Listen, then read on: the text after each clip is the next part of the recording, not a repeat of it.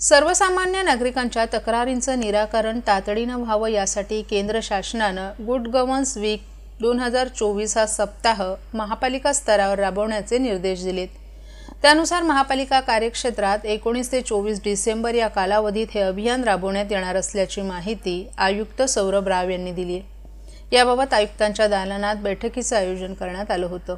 या बैठकीस अतिरिक्त आयुक्त प्रशांत रोडे, उपायुक्त जी गोदेपुरे, उमेश बिरारी, अनघा कदम, दिनेश तायडे, मधुकर बोडके, सचिन सांगळे, डॉक्टर पद्मश्री बैनाडे, वैद्यकीय आरोग्य अधिकारी चेतना नितील, उपनगर अभियंता विकास ढोले, शुभांगी केसवानी, उपनगर अभियंता पाणी पुरवठा विनोद पवार, कार्मिक अधिकारी दयानंद गुंडप, मुख्य पर्यावरण अधिकारी मनीषा प्रधान आदीही उपस्थित होते।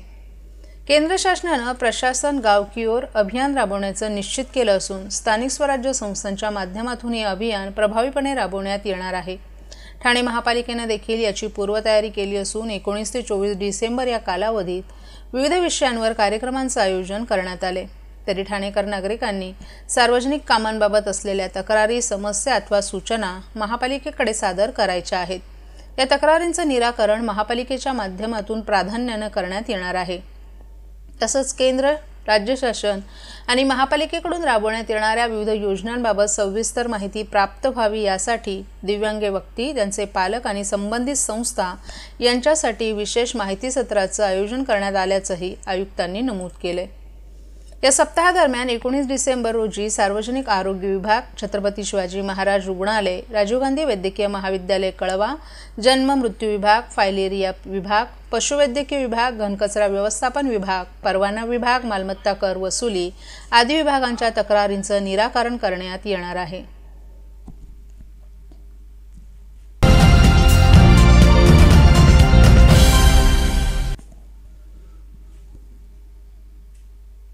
हिवाळी अधिवेशनाच्या दुसऱ्या दिवशी आमदार संजय केळकर यांनी ठाण्यातील पाणी टंचाईचा मुद्दा उपस्थित करत तातडीनं अतिरिक्त 25 MLD पाणी देण्याची मागणी केली। ठाण्यात विशेषतः घोडबंदर परिसरात वाढत्या लोकसंख्येमुळे पाण्याची गरज आणि पुरवठा यात मोठी तफावत असून पाण्याची टंचाई मोठ्या प्रमाणात भेडसावत असल्याचं आमदार संजय केळकर यांनी सांगितलं। लाखो रुपयांची कर्ज घेऊन या भागात घरे घेतलेल्या नागरिकांना मालमत्ता, पाणीपट्टी असे कर भरूनही पिण्याच्या पाण्यासाठी महिन्याकाठी लाखो रुपये खर्च करावे लागत असल्याची खंतही केळकर यांनी सभागृहात व्यक्त केली। एकीकडे पाणी टंचाईनं रहिवासी होरपळत असताना आणि टँकर लॉबी गब्बर होत असताना दुसरीकडे बहुमजली इमारतींची संकुलं मोठ्या प्रमाणात घोडबंदर भागात उभी राहत आहेत। या संकुलांमध्ये हजारो कुटुंब वास्तव्यास येणार आहेत। आधीच अपुरा पाणी पुरवठा होत असताना नव्या वसाहतीतील नागरिकांना पाणी कुठून देणार असा प्रश्नही केळकर यांनी उपस्थित केलाय। ठाणे शहराला अतिरिक्त पाणी पुरवठा व्हावा यासाठी ठाणे महापालिका आणि मुंबई महापालिकेला आपण पत्र दिलं असून पाठपुरावाही करत आहोत। शहराला 50 MLD जादा पाणी देण्यास मंजुरी मिळाली आहे, परंतु त्यापैकी 25 MLD पाणी तातडीनं दिल्यास घोडबंदर परिसर टँकर मुक्त होईल अशी मागणी आमदार संजय केळकर यांनी केली आहे।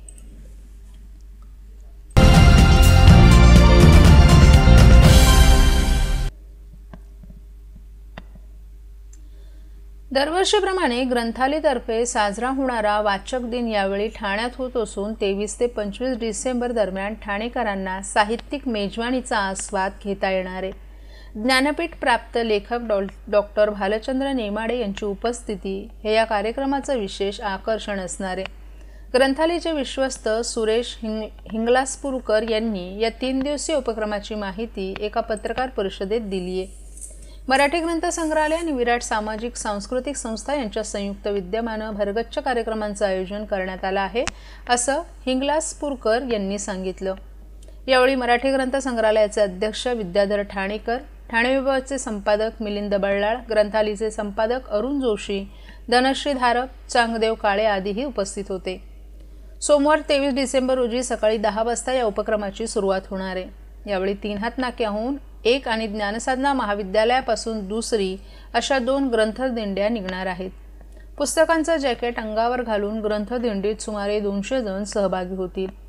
बाळासाहेब ठाकरे स्मारकात होणाऱ्या या उपक्रमात कला दालनामध्ये व्यंगचित्रकारांचं प्रदर्शन, साहित्यिकांची स्वभावचित्र, सुलेखन प्रदर्शन, प्रात्यक्षिक, अच्युत पालव, सिनेमा आणि हस्तकला, अरुण पुराणिक, व्यंगचित्रे रोहन पोरे सादर करणार आहेत। मुख्य सभागृहात प्रभावशाली तरुण लेखकांशी संवाद, त्यात प्राजक्त देशमुख, स्वप्नील गांगुर्डे, रुचिरा सावंत, प्रदीप कोकरे, प्रियंका पाटील, चैतन्य सरदेशपांडे, मुक्ताबाम, हिंद कोसर खान, किरण क्षीरसागर आणि देवीदास सौदागर यांच्याशी डॉक्टर मृण्मयी भजक आणि डॉक्टर लतिका भानुशाली संवाद साधतील. प्रभाकर वाईरकर यांची अर्कचित्र, तरुण कवींचं संमेलन, पुस्तक प्रकाशनं, पै फ्रेंड्स लायब्ररीतर्फे आदान प्रदान योजना आणि पुस्तक प्रदर्शन असे कार्यक्रम आयोजित करण्यात आले आहेत. अशोक खंडे यांची संगीतमय मुलाखत विघ्नेश जोशी घेणार आहेत.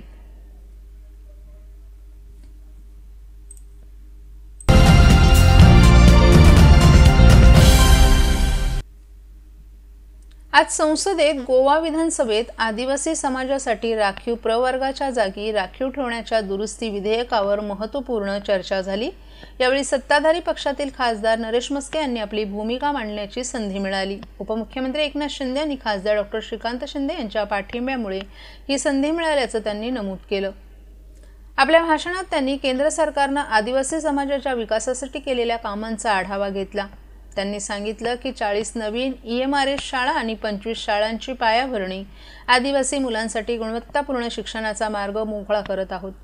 याशिवाय PM जनम या अभियानाद्वारे रस्ते, वीज आणि अंगणवाडी केंद्रासारख्या सुविधांचा विस्तार केला गेलाय. आपल्या भाषणात त्यांनी केंद्र सरकारनं आदिवासी समाजाच्या विकासासाठी केलेल्या कामांचा आढावा घेतला. त्यांनी सांगितलं की 40 नवीन EMRS शाळा आणि 25 शाळांची पायाभरणी आदिवासी मुलांसाठी गुणवत्तापूर्ण शिक्षणाचा मार्ग मोकळा करत आहे.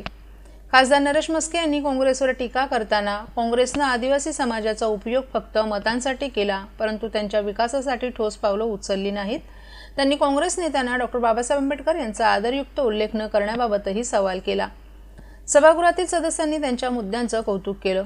महायुती सरकार पुढेही आदिवासी समाजाच्या कल्याणासाठी कटिबद्ध राहील असा विश्वास त्यांनी व्यक्त केला.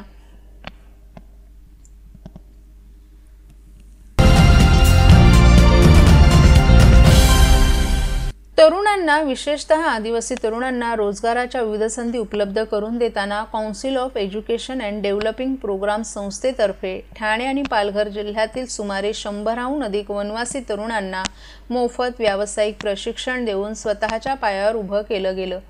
CDEPचे मुख्य कार्यकारी अधिकारी वसीम शेख यांनी संस्थेतर्फे विद्यार्थ्यांना विविध व्यावसायिक अभ्यासक्रमांच्या माध्यमातून प्रशिक्षित करताना सामाजिक जबाबदारीच्या जाणीवेतून अल्पउत्पन्न असणाऱ्या आदिवासी तरुणांना मुख्य सामाजिक प्रवाहात आणण्यासाठी उपक्रम राबवण्यात आल्याचं सांगितलं.